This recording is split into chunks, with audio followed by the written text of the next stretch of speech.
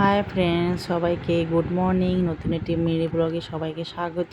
তো দেখো আমি কি দেখাচ্ছি তোমাদেরকে। এটা হচ্ছে সুরিমালা ফুলের ভাজা, আলু ভাজা আর মানকচু ভাজা।